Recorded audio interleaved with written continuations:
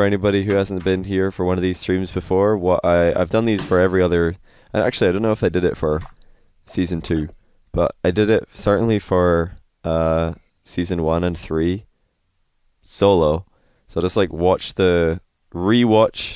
a series from RLCS and just talk about it and do Q&A with chat. But this time I've got Snaski with me as well, and this is a sync video. So when I play, it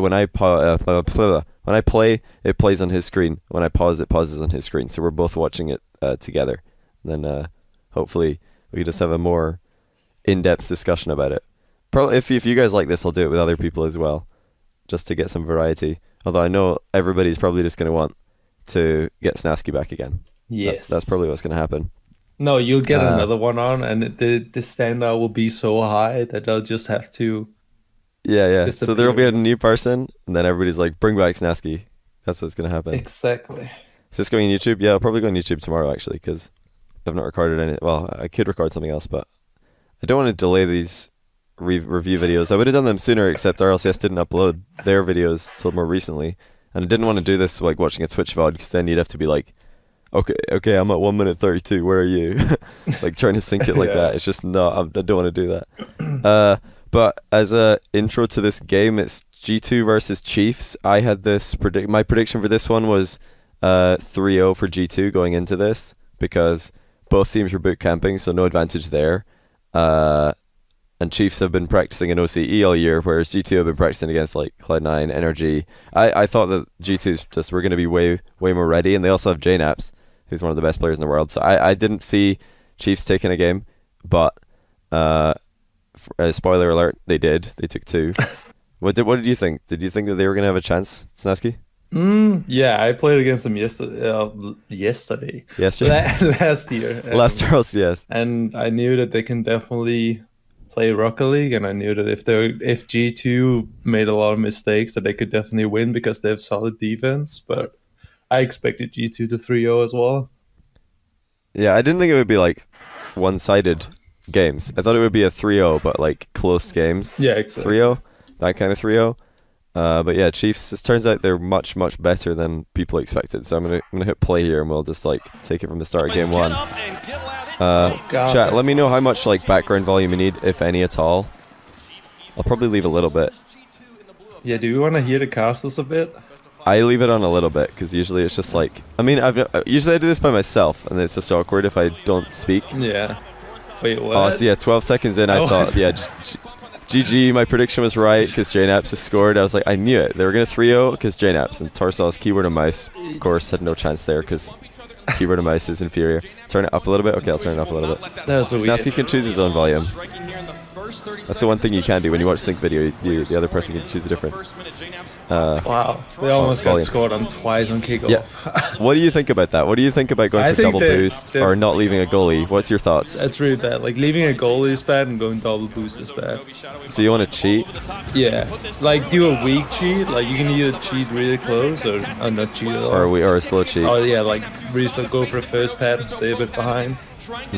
Right there, I've got to blame Razor for that one. He was kind of like following way too close on JNaps. Yeah, it's weird. Drippe was able to dunk on JNaps, recover, and then dunk on Razor as well. That should never happen. Like, you should never have...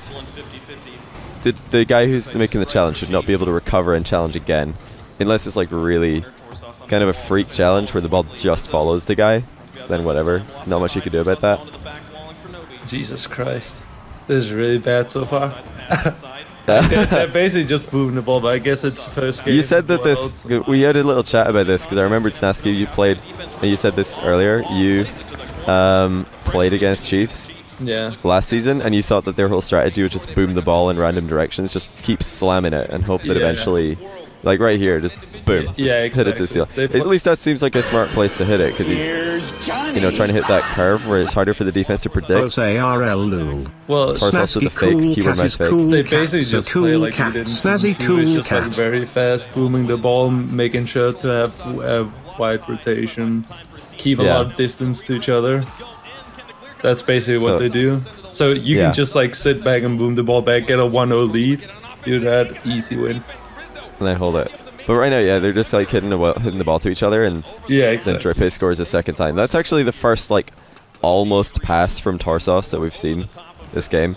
He just kind of bobbled it into the middle, and Drippe is there, and nobody from G2 is there, so I guess you can call it a pass, but it was random. It was really it was a random. bit more of a bit lucky, I'd say. Yeah. So what do you do if you? What's the counter to the counter to the counter? You think the counter to teams that are booming it is just sit back and boom it better? Yeah. But what's the counter to the team that are sitting back? What would you do against that? Well, there's not much you can do if they don't make mistakes. Like, all you can do is play that game and then wait for them. Like, create opportunities yourself, passing plays. Usually passing, yeah. I was hoping you were going to say passing. Yeah, passing into usually the if midfield. there's more space in the middle, yeah. Exactly. If they're sitting back, using the back wall too much. So basically what we did last season was just like score one early game. I think we scored like within 30 seconds in 3 games, and we would just sit back and boom the ball back and forth with them because we had the lead. Why would we try to score? And they didn't try either, so we just you just eventually had 1-0, 1-0. Yeah. This is against Leftovers versus Chiefs. Although you're not leftover anymore, you're with Fnatic. They were Alpha Sydney. Oh my goodness, I've got to skip these alerts. It's too confusing. Guys, I'm sorry if I'm raining your spam today, but hearing like commentary in the background and Snaski and the spam is just, it is going to be too much. So I'll catch up on all the alerts at the end. Do appreciate you guys. But yeah, this is pretty much exactly what you were talking about. Just two teams booming the ball at each other. And it's a bit more common to see that at RLCS LAN in my experience, because teams are afraid of messing up their ball control. Because it's always a risk in 3v3. You don't have to mess up your touch by a lot to get completely pounced on and then get dunked on really hard. If you just do a slightly bad first touch, oh my goodness, that shot from Rizzo was horrendous. He could have slammed that. Yeah, and also not only if you mess up your touch, but also give the opponents an advantage, because often you take yourself out of the game for a while. Yeah. So, like, if you give Gale Force a 3v2, that's enough for them to score most of the time. Yeah. Or at least force your teammates to do a good save or, like, have good defense. Which is something you'd rather not do, so it makes sense that everybody's just, like, booming the ball to make sure they don't get scored on, and especially when you have a lead, but this is just... Oh my goodess, a pass. Yeah, it was... They're trying. They've tried that a couple times, getting it to Rizzo in the middle, but it's just not good enough. I think G2... I really thought the G2 were just going to do what you did, just get 1-0 and then hold it, because I didn't think that Chiefs would be able to surprise them, which... I mean, this series they didn't do too much surprising. I think G2 kind of just fumbled a little bit, but later in the tournament, Chiefs were actually a lot better, and they too. I didn't rate this performance from Chiefs very, very highly, and I saw a lot of criticism from Yummy Cheeseman, who was in the chat. People were saying, "Can't believe you predicted Chiefs to lose versus NRG," to him as the OCE analyst, when it was totally the correct prediction. When you look at this performance from Chiefs, they're just hitting the ball away. But yeah, you know, G2 keep like missing and like, what is this? Yeah, I don't know. Oh my goodness, what is happening? No faith from JNaps at all in Rizzo.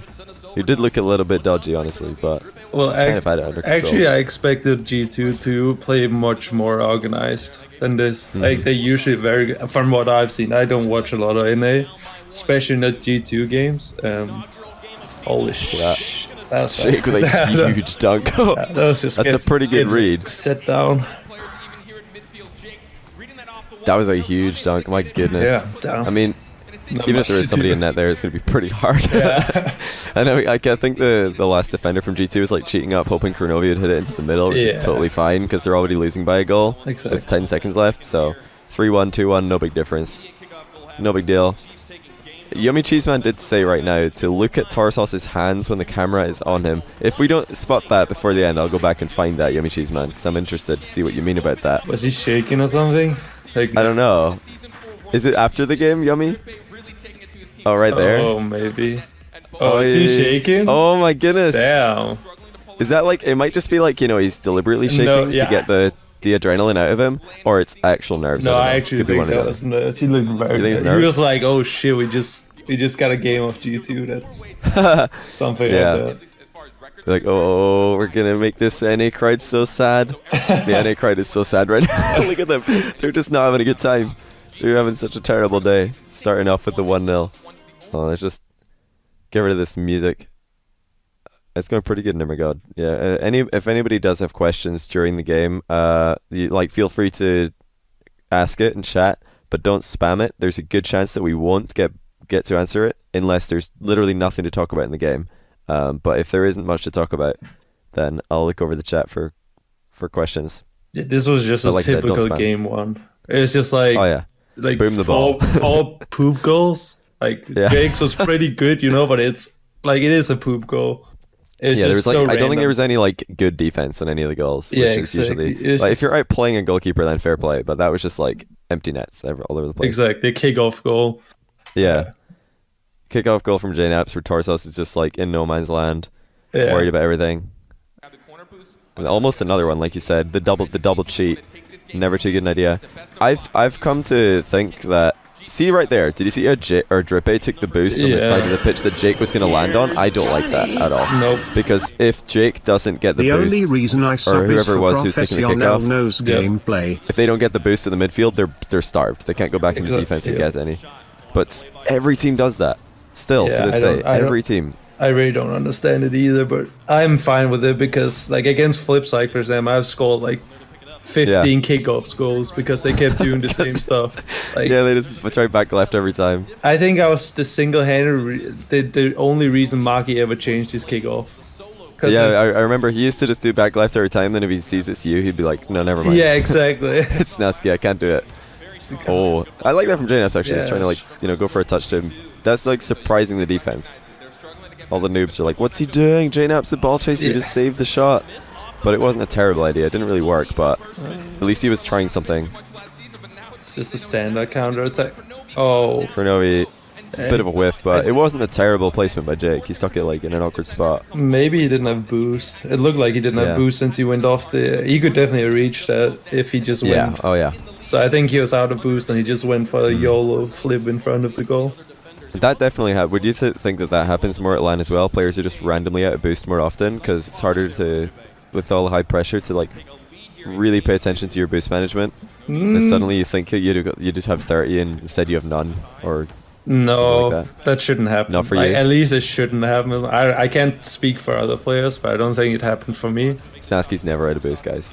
Well, I'm often out of boost, but I'm never like, oh, I have 50 boost in goal, and then suddenly I'm like, wait, what? I'm on 0.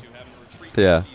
I'm very conservative with my boost because I play with Siki and Maestro who plays faster than me. So I have to like conserve a lot of boost so they can get it a lot of time. Which I guess not many people think about, but I do. I'm like Maestro. Maestro is a player who requires a lot of boost, and in return I get goals left and right? So that's something I notice personally. That's the trade-off. Yeah. It's another double commit in the near post by G2. Like, they're not trusting each other in defense just yet in this series. A pretty giveaway by JNAPS there, but actually I think that's a big subject in general. I think so far I've only seen NRG who's really good at trusting each other. Not jumping up for that ball. Like when Kurnovi like went to jump over Rizzo not long ago. Oh my god! To go for that clear. This is when I thought, hold up, is this happening? Like, JNAPS, what is that? Yeah, I don't know. Just really not a good hit at all. He could just put that into his back corner. Yeah, exactly. That's what I was thinking. He could even grab the boost and have 100 boosts off the wall. Yeah, go for an air dribble or a ceiling clear, anything. Just not exactly what he did. It was bad. Like, it's really bad news for G2 when JNAPS is not playing well.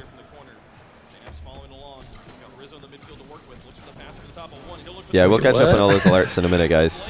Some of these players, like looking for this angle, is just super confusing. I'm just, where's the defender at? Like, oh, so Tarsus was just basically out of position. He's in no man's land. Yeah, Tarsus has done that a few times. He just doesn't challenge, and he also doesn't cover the goal or the pass. He's just kind of waiting there, hoping that JNAPS dribbles straight at him or something. But that's super bad. That's the second time I watched Kurnovi do that as well, where he just flies for a pointless ball after the kickoff, you know, when it bounces straight up. And I think that's actually... where he should just not fly. Yeah, exactly. Just wait for it. Sick. If they clear it, then one of your guys are back to clear it back and you have a redirect. If not, then you have the ball dribbling in front of their goal. Yeah. Or at least, like, committing so much boost to what kind of turned into a bit of a fake from him. It's a bit of an all-in. Well, last time he used a lot of boost to do nothing. Last time he just did what Richard did and basically just spanked it into the corner. Now they're gonna lose possession because none of his teammates is up with boost with him. Yeah. So he's just basically giving away position, and he's zero boosting their offense and making it 3 versus 2. I've not been paying attention that much to Kronovi's like own boost preservation, but he used to do that all the time in Season 1, except when they showed up at the LAN and somehow played amazing. But up until that point, he would use all of his boost going for the ball in attack and then have nothing left to recover. Yeah. And just get really stuck in attack. And then when you've got no boost in attack, you're kind of just stuck there waiting for the play to come to you again, because it's going to take you so long to get back to the midfield, get boost, and then go back in again. Yeah. I think that's a general habit of a lot of 1v1 players. They like grab a corner boost, spend 50 to get back into position, go for an aerial, they're out of boost again. Yeah. I think that's just general 1v1 players, because they're used to having like all the boost in the world. Yeah, they don't need to worry about anything but boost starving their opponent, but in 3v3 you're probably boost starving a teammate just as much. Exactly. As opponents. Definitely the demo game, the bumps and demos have been better for G2. You know, you kind of took 2 players out of the game there. That was better. You sling it down. They're usually pretty good at that, right? Like the demo game is something that. Like I think Zane Jackie was just the one in NA this year. He was just like coming in from all angles for demos. I couldn't believe some of the demos he's getting. He would just ignore the play and just go and kill people for about 30 seconds. But again, this has basically just been boom ball. Like, yeah. There's lots not of many shots that shouldn't be shots. They should just be hitting the ball away from goalies instead of trying to put it on net. That's a good pass. There's a good bump as well. Bump, and there's a goal.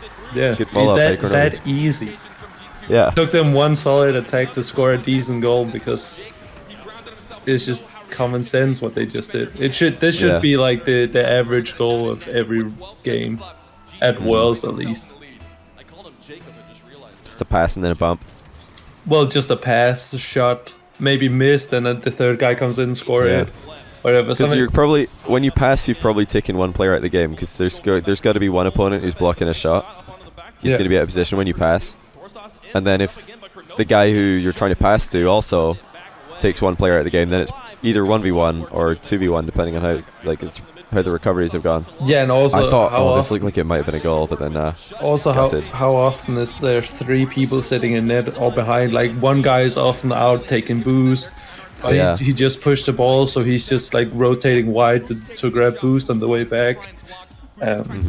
Or he's doing something else, you know. Maybe he went for a ball and he flew down into the opponent's end and he's gone for ages. Here's Johnny. It's very rare that you're 3 guys back. It's very often that you're 2 versus 3, you're 2 versus 2. Yeah, yeah.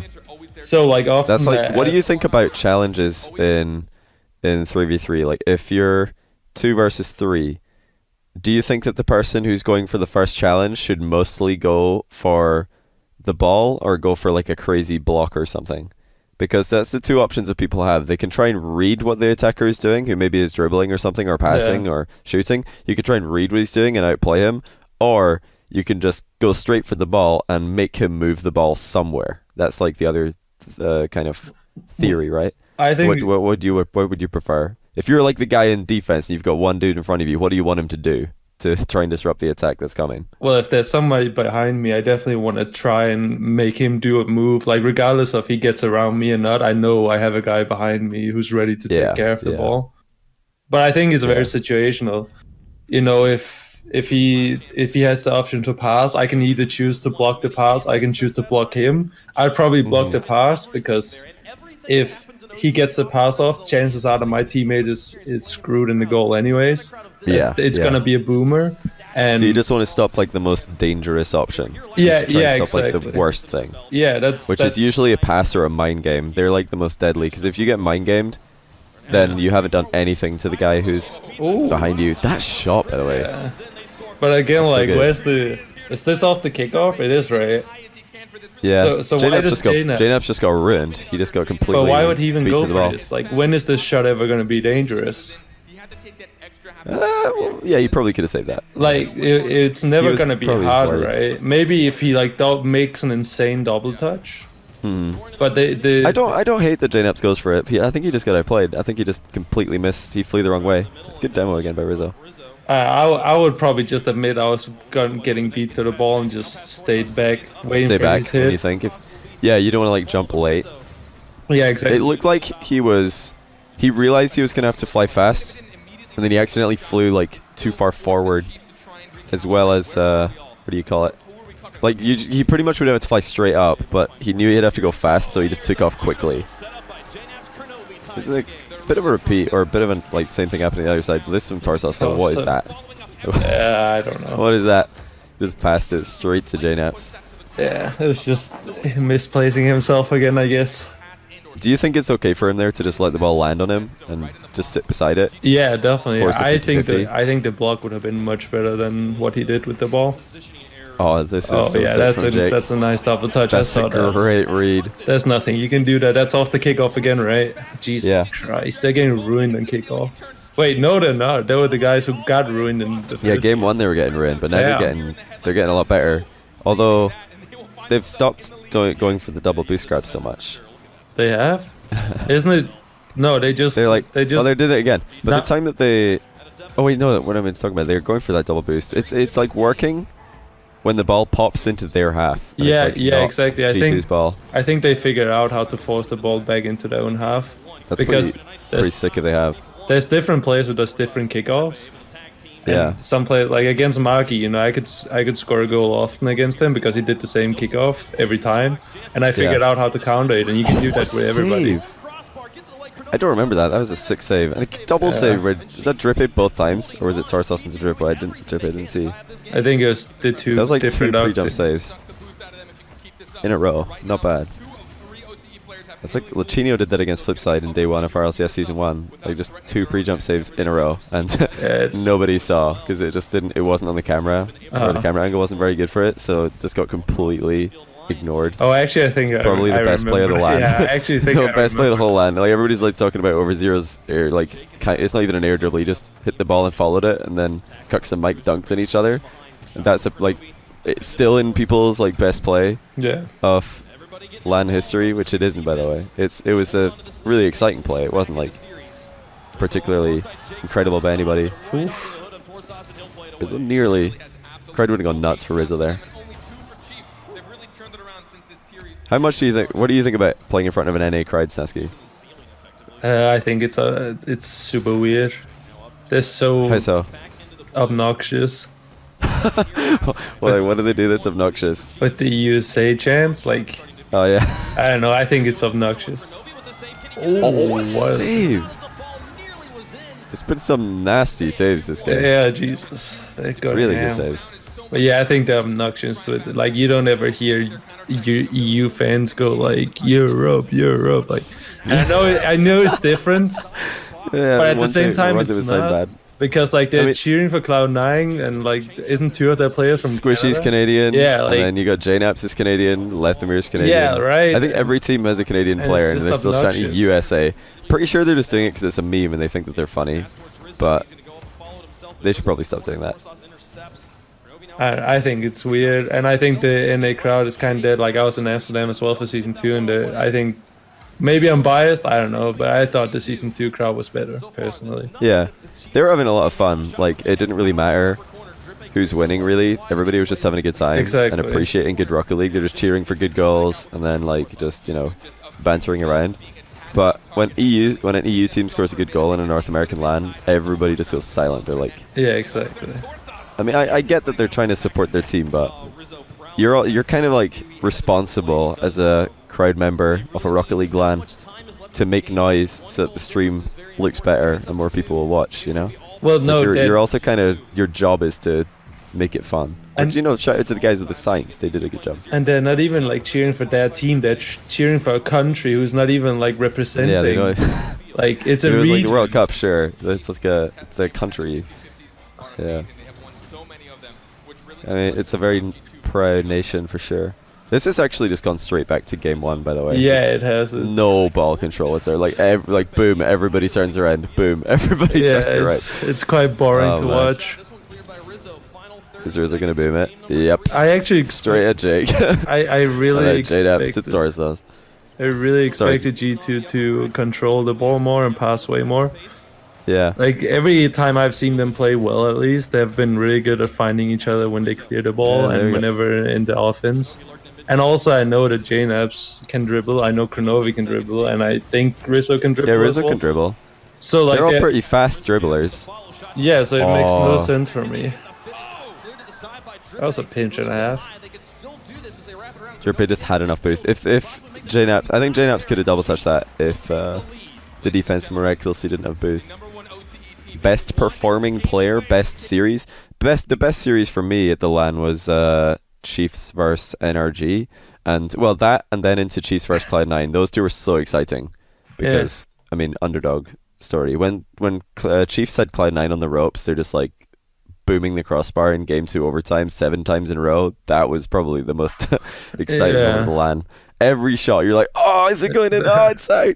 It was like, but again, Cloud9 did what, like they did exactly what G2 is doing right now, as far as I remember. Like Cloud9 is just booming the ball, never passing, never dribbling, going for individual plays. And Chiefs they're not as good, I'd say, individually, but they're close enough that they can actually deal with you individually. Yeah. Because Rocket League, the skill gap is so small individually of each player.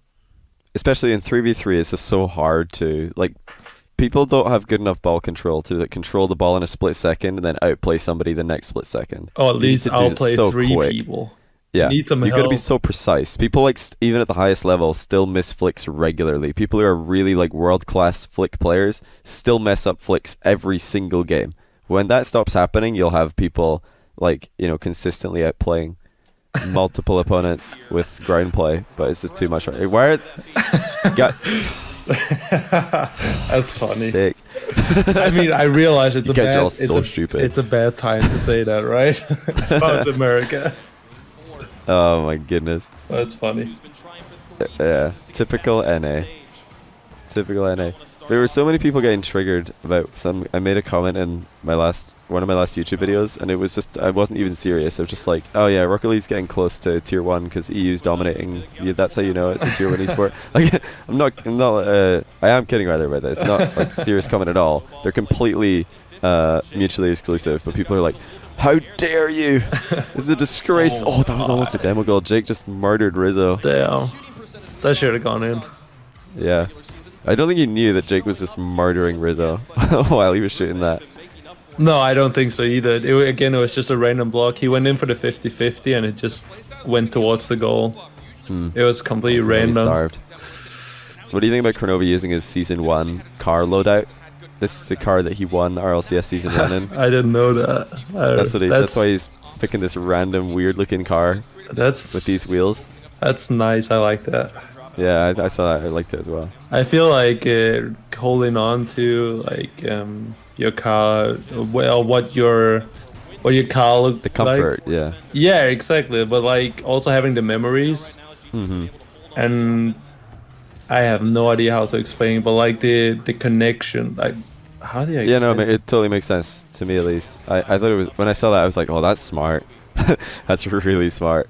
He won the LAN in this car and he's not played it since probably, or maybe not much. I've never seen him play it since. Alright, 50-50, not a terrible option from Kronovi. He didn't really have enough boost to catch up with it. Kronovi's like been so aggressive this game compared to the others. But sometimes you just end up being in aggressive positions more often. Torsos looking for oh, he couldn't fight him. If Kronovi died there, that was a goal. That makes sense because if JNAPS change a lot, which I figure he does since I think he's quite inconsistent. Decided to play defensive, yeah. Maybe that's something that they do. JNAPS is just like, this is how I want to play this game, and Rizzo and Kronovi just fill, because sometimes you have a player on your team who just I mean, I know Devo did this at Season 3 that they won. He didn't feel like he was playing well, so he told Turbo and Remco that he just didn't feel like he could do what he wants. So they told him, all right, you just do what you want. We'll fill the gaps. Yeah. And then Devo like popped off, and they won. Yeah, exactly. So I could see G2 could do that with JNAPS. JNAPS just like, okay, I want to play like this game. I'm going to sit back more, or I'm going to push up more, whichever it may be. Rizzo and Kronovi are definitely like capable of filling. I think that's what happened here. Yeah, they're two intelligent players. They can definitely do that. Are you oh wow. Oh no. Oh no. Oh, that'll just look like miscommunication. Yeah. Oh wait, he was getting bumped, really right? bad clear. Drippy, yeah. No, Jake thought Drippy had it, but he was getting murdered. Yeah, exactly. So it's just like he knew he was behind him. He hoped he'd have it. Didn't see he was getting bumped. Oh. Drippy with a very bad clear. I think Chiefs certainly rushed themselves a little bit at times. Oh, that should have been a goal. Yeah, that definitely should have been. Everybody was following that play so closely. Oh my goodness, it was just a mess. What is happening? Do you see that? Some of the Chiefs are like smiling there. They're like, yeah, we may have beamed it.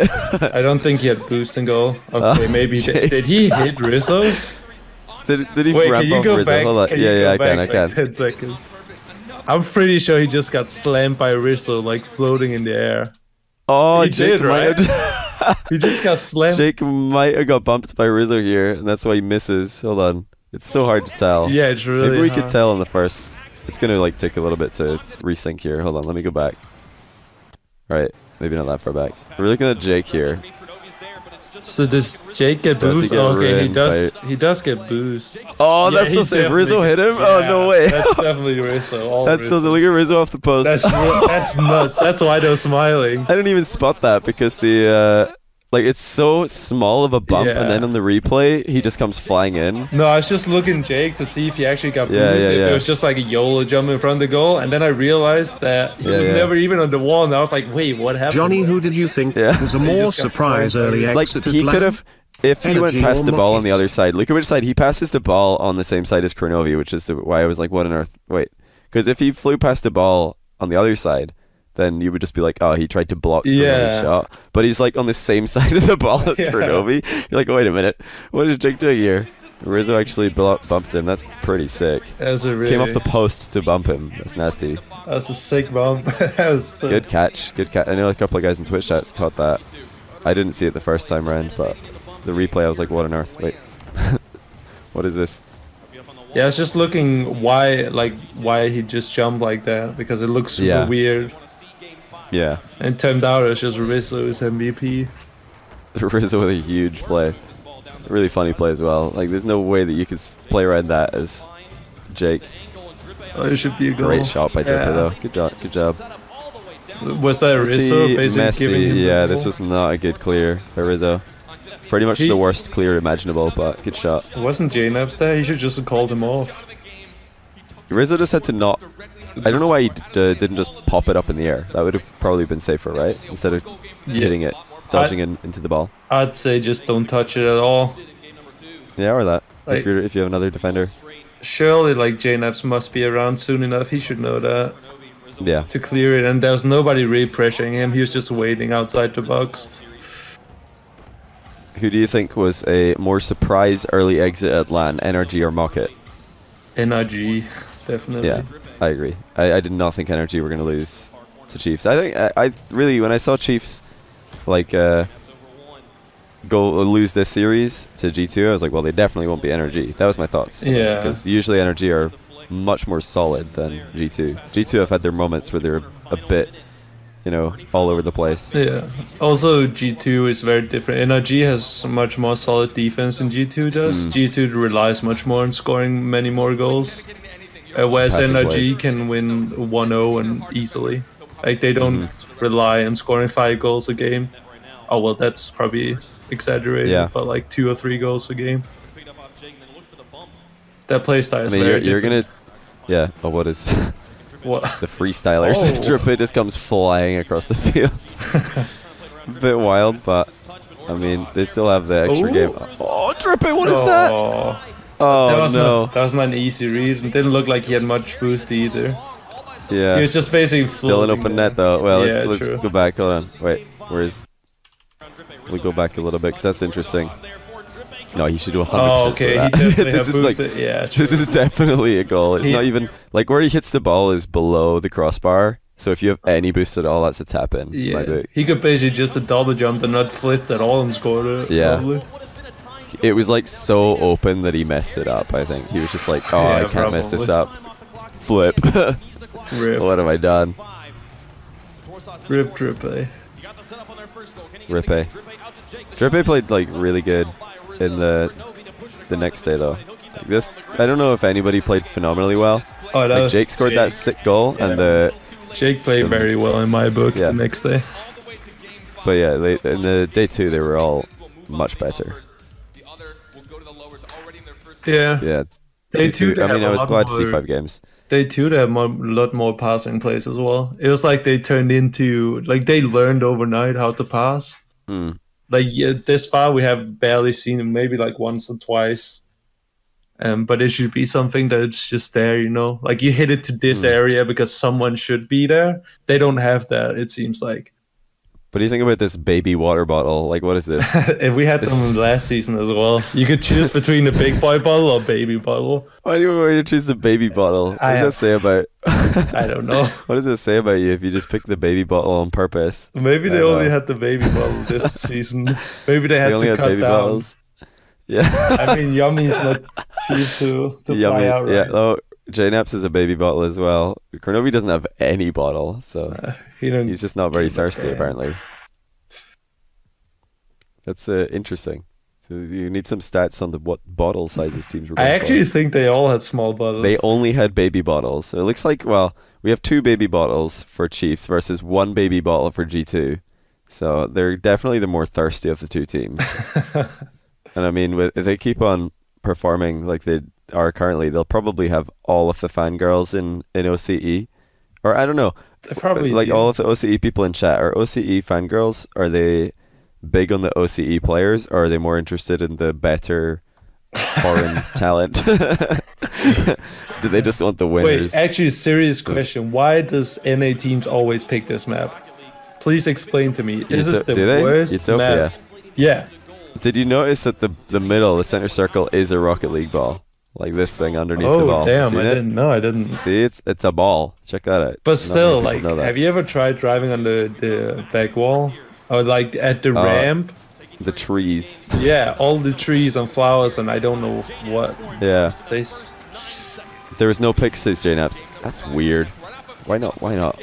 It's a good pass from Kronovi. JNaps' shot is still but again, it's off the kickoff. Like, how can they keep messing up? Like, each team mess up their kickoff so much. I mean, a lot of people are going to be confused by what we're talking about here, but usually on kickoff, for me at least, and Snaski's going to like say more, but you just have to look look at where your team ends up on kickoff and try and evaluate like how many things are we saving here.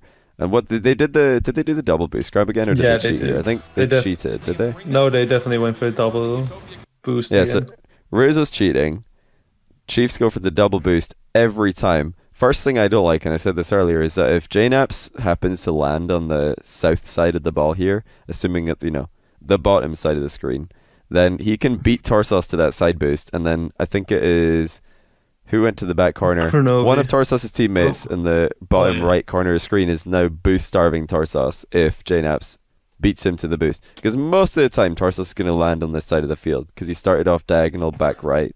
So I don't like that. That's not the problem, because you see, like, the way JNaps is going, he's going to the left. Now Rizzo can get the ball and the mid boost if he wanted to. Like, most of the time, and even if the ball went back into their corner, Rizzo can still get the boost. Well, it's like gonna... Yeah, keep talking. I was just like trying to make sure it didn't freeze. No, sometimes it freezes. It's just like I don't understand this decision at all, because they give up all the room. They give up one boost pad. Like, G2 will be fully boosted after this, whereas Chief will have one guy who's not boosted usually. And they give up position.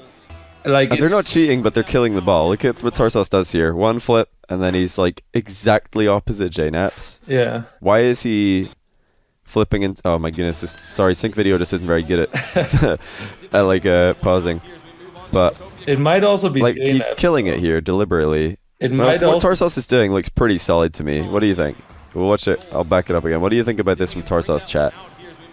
That looks like he's neutralizing that ball most of the time, I would say. Yeah, but maybe JNaps didn't know. Or maybe he was like up against Kronovi the last game, and he didn't realize that this might be a different kickoff coming from JNaps. It's like, kickoff is actually something interesting that I really care about that not many do, because I had this funny game against Devo once, where Devo saw the way I blocked the ball to kill the ball, that I would completely miss it if he didn't hit it. So he just started faking the kickoff. Yeah, he stopped. Yeah, he just stopped in front of the goal, and in front of the ball, and I was just like, wait, what? And then it became like a mind game of what kickoff were I doing and which one was Steve doing, because then the next time he'd do like a fast one, and then I wouldn't block it, so he just straight up beat me to the ball. And then, and I feel like a lot of like casters and analysts are like not looking into this as much, because you can see in this series it's been a huge factor. Like, Oh, so many kickoff like goals. maybe so many five goals after kickoffs. Yeah, exactly. Maybe 5 or 6 teams. goals is from positional mistakes after the kickoffs.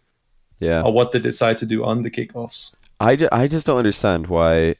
This has happened a lot for Chiefs. They like Rizzo or JNaps has cheated for G2 and had a free dribble because they don't cheat themselves. They go for double boost grab a lot, but they're not like.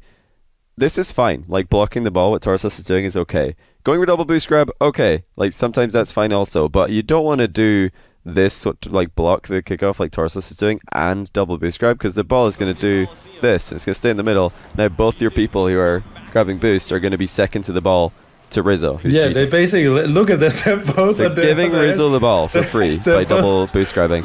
They're both driving around in the opponent's end after the kickoff. They literally left Triple for dead. Just because of that kickoff and the decision. They could just not hit the... If Tarsus just didn't hit the ball dead center, if he hit it on either side, it would roll behind him. Yeah, that's actually what they plowing did through it, the time. and it would roll behind him, and then either Drippe or Jake would have the ball, but Tarsus just flipped twice, which usually indicates somebody doesn't want to hit the ball or doesn't want the kickoff to be volatile. If you just did a fast kickoff, it's probably not staying in the middle, right? A fast kickoff rarely stays in the middle. Yep. You have to try to make a kickoff stay in the middle with the fast kickoff. And that's actually what worked for them earlier. Like when they get it to the side, they score off the kickoff because then G2 commits 2 people.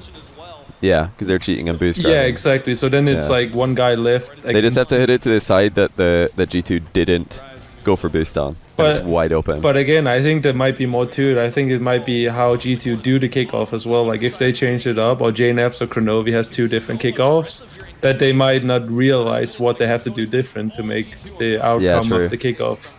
Some people don't have, like even pro players, some people don't have multiple kickoffs. They have one kickoff and that is it. They just do their kickoff and hope for the best. Exactly. Because they don't have multiple kickoffs. But just having a fast kickoff and a block kickoff is all you need. You can do both of those. That's like your basic entry level to pro play.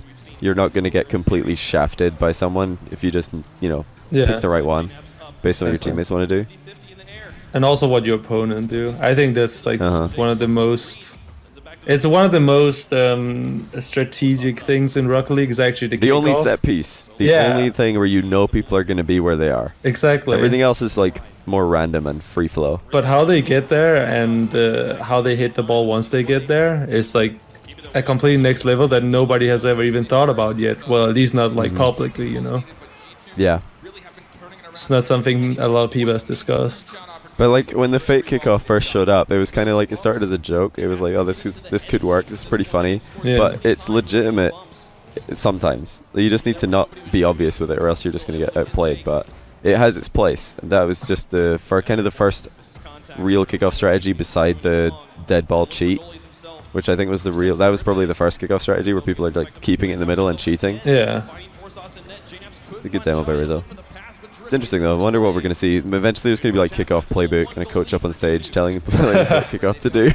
Or maybe just like look at how he flips to the ball and you can kind of figure out what he's going to do. You know, like you can tell when somebody's doing the fast kickoff, right? Oh yeah, you could tell because they flip later. Yeah. And you can sometimes tell if somebody's doing a really slow kickoff, particularly in 1v1, because you see them, they're just so much further away from the ball than you are. You're like, he's not hitting this very early. You can sometimes chip it past them. Or you just like slow down yourself and do an even slower kickoff to counter their slow one. I'm really not a fan of this camera. You can't like, see anything. Like I had no idea how he just scored this or what just happened, because like in the replay, like here you can tell, right? Rizzo or JNaps gets Drippe, Kronovi comes in. Yeah, but then like look at the replay, it just zooms in on Kronovi and you can't see anything. Yeah, everything's like, look at this. One player, no ball, nothing else. This ball goal flying. I missed the first goal, or like what happened leading up to the goal. I was just like, wait, what? Yeah. What just happened? Yeah, that should have been Kronovi camera for sure, just to see what he's seeing. Like going to the goal scorer in their perspective after every goal is not a terrible idea, except for obviously own goals. Yeah, if it's like an camera work is still a work in pass. progress. It's getting better for RLCS, but it's a slow work in progress, I would say. True. It's improving. I mean, the more player cam there is, the better it is for me. I just think player cam gives us so much information. Look how much information we have throughout player cam. There's always multiple players in the screen. Boost, like the ball is always in the screen. You have so much information. And as soon as it goes to auto cam, it's like you're looking at 1 or 2 players The ball sometimes is like in the middle, but yeah, I don't like AutoCam. The problem is that they have a casual audience and they have a competitive audience, and the casual audience often finds it harder to like read into player cams compared to the free cam or ball cam. I think if it's done properly, you're fine. Like, one thing you'll notice, I don't know if it's intentional from other spectators, but something I used to do and still do. If I'm casting a 3v3, I try not to change which team's perspective I'm using. Like, I would have switched from Rizzo right after he hit that ball, but I would have I would keep doing what is happening right now and keep it on blue team, because that way your perspective is always the same. You're not going to change like, oh wait, which way are we shooting again? True. Right? That doesn't happen. We're just looking at blue team this whole time. Yeah. And then after a goal, you can look at Chiefs maybe, or like after, if let's say everybody on G2 runs away and Chiefs have the ball for free, then yeah, sure, you can look at Chiefs at that point. This is it's pretty over. Yeah. Oh, do they take so if Kronovi takes ball cam off, does it show it on not director camera? No. Okay. Director camera doesn't. Because I was just like, wait, he did that with ball cam on? That's ballsy. No, it's kind of silly. Like, sometimes you'll just have no idea what's happening. It's another kickoff goal, dude. Yeah. What do you know? I think if we go back and count, like maybe 75% of the goals in this game came off like after 10 seconds or like before 10 seconds has passed after the kickoff. Yeah, the rotation just hasn't established yet. It's interesting. It's just like all the boost grabs, the decision making after the kickoff. It just seems off. It's just definitely something really good Chief pass. should work on. See that pre-jump save from Rizzo as well. Pretty nice. I mean, this point it's over. Good try, Chiefs. I was like surprised that they were able to take 2 games, honestly. Still, even after watching this series, I was like, I don't know how they took 2 games here. Like, they didn't look very organized. I think Yummy Cheeseman's prediction for them to lose to NRG was 100% the correct prediction. Yeah. I would have done that. I'd definitely say that G2 lost those 2 games rather than Chiefs winning them. There was a couple of good goals, but most of them. Oh yeah, Jake had that one good goal, but I don't. Did they even win that game? Wasn't that the game? Yeah, I think they did. Okay. They won game 1 and 3. I think. Yeah, they went up 2-1. They had Jake's good goal, and then the rest. Well, it goes for G2 as well. Like, a lot of G2's goals was like really bad goals, but there was more a mistake from Chief. Then actually the G2. There was that sick bump by Rizzo. That was that was actually the play really of the good. series. That actually nearly slipped by without getting noticed. Yeah, that was really sick. That was pretty decent. Wonder what happens with the rest of this. Oh, they show some replays and stuff. Yeah, they show the highlights. And that nobody denied hugs here. Nothing to see, unfortunately. Denied hugs. Yeah, it's always good when somebody's like. Oh yeah, accidentally savage. Going in for the hug, but they want to give a handshake. They're like, no, get away from me. Although, like, going in for hugs is kind of.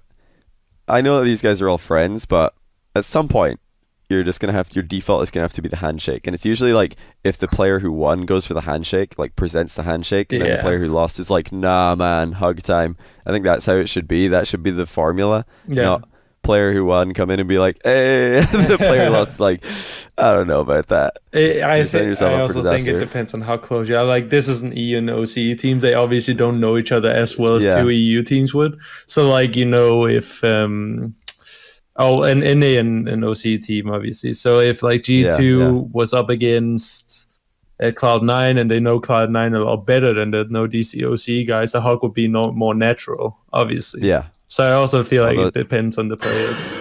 Yeah, although seeing how like close some of, like, I think was it Bluey and like some of the OCE boys, they're just, every time I saw one of them tweet, they were all in bed together. Yeah. That was all they were doing all weekend. So they're getting to know each other pretty well. Yeah, the OCE guys is great. They're really they're lovely guys. They're really nice.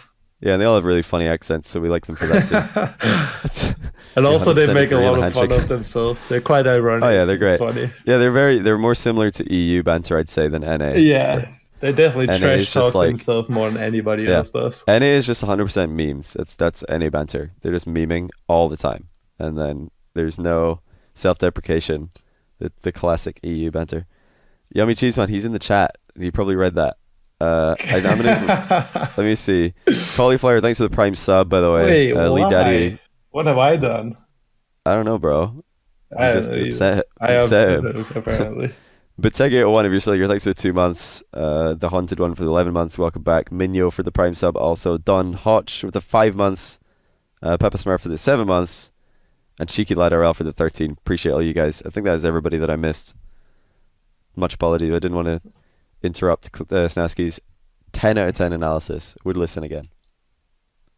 We did, and yeah, there's Q&A, guys, and while we're like watching the no audio interview here, which by the way, Golden Boy was phenomenal. I loved his he is interviewing. So much better than other previous seasons. Except season 1, right? Yeah, it was Golden Boy again. Although like season 1 was a bit more like we didn't know what to expect, so he was obviously good. Golden Boy was great, but yeah, he killed it this season. Yeah, true. It's my face. You can't even see my face. He's just butthurt that I don't love him anymore. Yeah, pretty much. Yeah, Yummy, I need to get you on to do one of the other Chief series if you're down. So you can defend your incorrect prediction. Why did you abandon Farah? Jesus. Good question. We didn't abandon him. I don't feel like. Yeah, the Yummy looking kind of happy. He's like, yeah, Chiefs took 2 games. Yeah. Pretty nice. That was your prediction, wasn't it, Yummy? No, you thought Chiefs were going to win 3-2. So this was also incorrect. Yummy just terrible as the analyst. Yeah, I should replace him for next season. Yeah. Good evening, big-nosed buffoon. Well, I will say, Yummy is forced to predict buffoon. OCE. Just by kidding. being the token I'll be OCE good and analyst, not he has to spam. predict for them. But I miss the days of old when you would critique caster Sure. suits and ties, boy bean. You want us to critique the ties? Okay, well, Yummy doesn't have a dimple in his tie. James does, so James clearly wins on the tie game. And James has a better shape as well, more triangular, so he just dominates Yummy. Although, I mean, another thing to note is like spotty ties, ties that have this much like texture or detail on them sometimes show up really badly on low quality. So Yummy's just not thinking about the people who have 360p here. They're going to see a pixelated mess. James, on the other hand, very clean, has the dimple, much better shape, 3-0, sweep. None of the games were close. That's all I'm going to say about the ties here. Wait, give me 1 second. Be back. Okay. James's suit looks less slick overall. I mean, it's hard to know when they're sitting down because suits usually look pretty bad when you're sitting down. That's why I would prefer if these guys were just standing, like the casters are standing. I think analyst desk standing would also be totally fine. It's rude to interrupt If I was here, someone. I'd prefer to be standing. Brian has feelings too. You deserve this. I have to interrupt.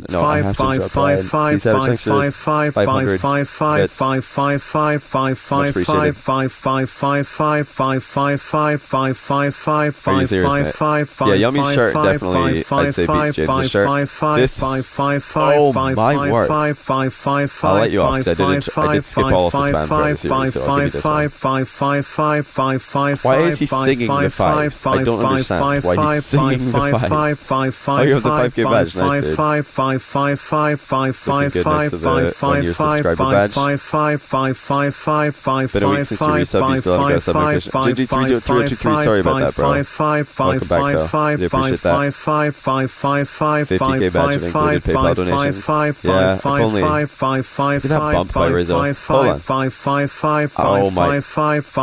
Brian. Good time, I'm getting bunnies, though. spammed. Okay, I've stopped getting spammed. I want to know if the analyst desk spotted this bump by Rizzo. I'm impressed that they did. But their passing play started to work. Their physical. Let's hear. Yeah. Let's hear. Always blocking the shots. Game one on dunks by them, but G2 they just started to pick it up. All right, here it comes. But their passing play started to work. Their physical Wait. play started to work. And Wait. It seemed like G2 Oh yeah, it's here. started to lose that steam. I think there were 3 goals the entire game from. Nah, analyst desk just dropped the ball here. Yeah, Nobody spotted Yummy. the bump by Rizzo, the best play of the whole series. I mean, I've said this before. Analyst desk is kind of just the banter desk most of the time. It's less of a there's less analysis happens on the analysis desk than during the cast itself. Well, it's also hard, to be honest. Like, there's not a lot to talk about in Rocket League. Like, this game... Oh, I wasn't saying that as a bad thing. I was saying, like, No, it's mostly just banter. It should just be, the filler, the entertainment section.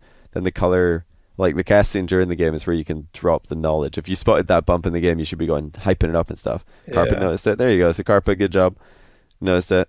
Good. Casters get way more time than analysts. Yeah, like it's a huge misconception, and I always get this towards my own casting. People say about me, they're like, oh no, Johnny should do the analyst desk stuff because that's his speciality, and do they not realize that the analyst desk is just banter? That's all it is. Which, I mean, if you think that's my speciality, I appreciate that, but if you want me to go and drop sick knowledge about Rocket League meta, I should definitely be color casting. That was a particularly painful round drop of the knowledge. Let that be a lesson to you. Kind of both Time places, for Brian's speech. But it's more like five. At the analyst desk, you have to notice it beforehand. Like you need to prepare a certain amount of knowledge. Yeah, you can also have control. Like, see, in the analyst desk, Axel Toss is dictating a conversation. You'll like talk to Gibbs, and then you talk to James, talk to Yummy, and then if Axel hears in his ear, okay, we're throwing to a VT, we're throwing to a break, we're throwing to blah blah blah highlights, he has to cut off whatever is happening and just be like, okay, we're doing this right now. Yeah, true. So you don't have like you don't have anywhere near as much freedom on the analyst desk as people think you do. People think that it's just a free-flowing conversation. It's not. Like, it's a very dictated conversation. Very difficult for Axel Tuss to do his job. And especially the analyst desk is too structured at RLCS. I did feel like it was very structured when I cameo appearance on it. A full year of watching a nose block Rocket League gameplay, and I don't regret a minute. Flurry Flax, thanks for the year of subbing. You just promoted to champion in my chat. Like it. And the worst part of it is that Axel Tuss doesn't necessarily know as much about Rocket League as they do, and he has to be the one asking the big questions. So I kind of hope they give him questions, like what they want to talk about before they go on. I don't think they do. I'm pretty sure, like, from what I've seen and from doing one cameo appearance on the analyst desk for a series last season, it's just like they just go along the desk. Axel will talk to Gibbs about, like, they'll have a run of show. It's like, we're going to look at the bracket. We're going to look at the prize money structure. We're going to look at this team lineup. We're going to look at this star player. They already know what is coming next, or Axel does. And he just, like, you know, bounces that content off whoever hasn't spoken, I guess. And sometimes you'll see casters bouncing it off each other and then throwing it back to Axel Toss, but for the most part, it's pretty structured. I agree My with you. sub notification finally appeared. Yeah, me too. Completely. I think that would bring you much more knowledge coming into the game, but also like coming out of the game. Like you can take what you were speaking about when you went into the game and like talk to compared to your expectations. Like, for example, you could say that G2 rely heavily on their passing plays, and then you come out of the series and said the reason why Chiefs got 2 games is because they never got those passing plays really going. Yeah.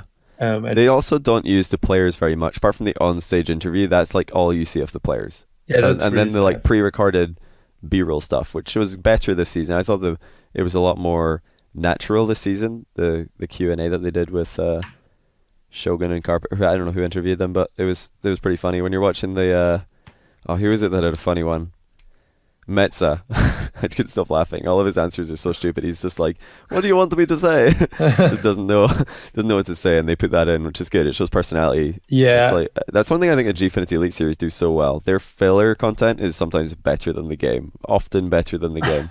Just because like the gameplay is not as good, granted, but also the filler content is phenomenal at times. So good. I really enjoy that they use Matt and Jacob and Sis. Oh, I love that. Like that was so good. Like no offense to like the analysis and everything, but like there's nobody who can bring as much insights about specific teams than the players.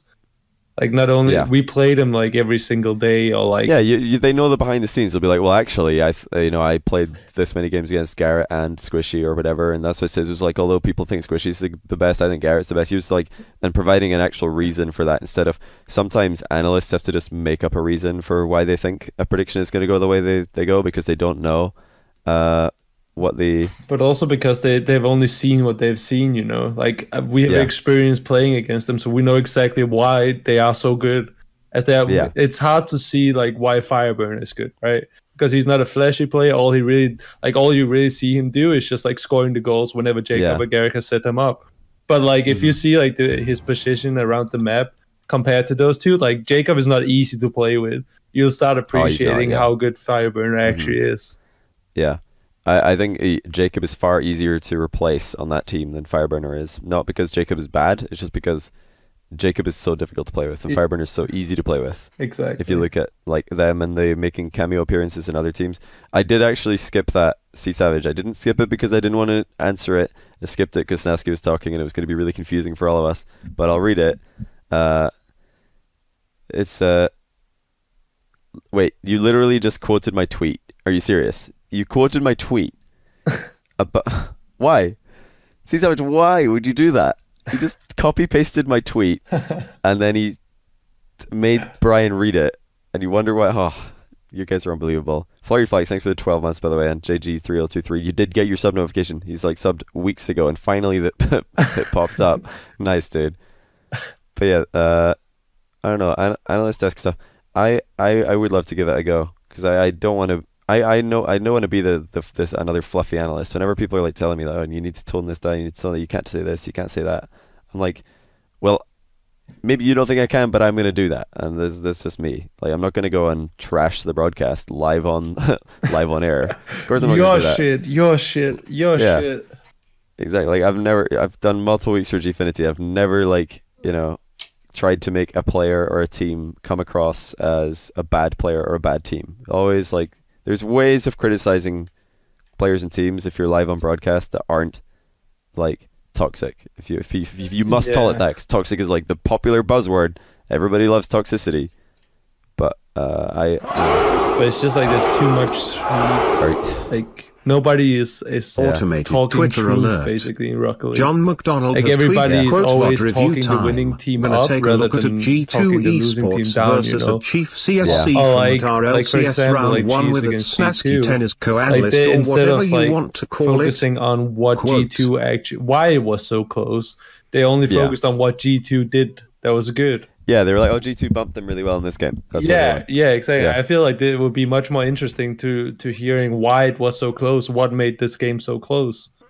I mean, Kickoffs was from the very beginning. We're just like, what is this? Yeah. This is such a mess. This is not planned. These teams are just doing random stuff in Kickoffs, and I'd never hear. I know it's like some people get really bored if you just keep talking about it, but it's like you said, the only set piece in Rocket League. So you got to talk about it. You got to analyze it. And especially very when easy it's to like a analyze it. big majority of the goals came off of the kickoff. Like, Yeah. you cannot ignore it anymore. Yeah, exactly.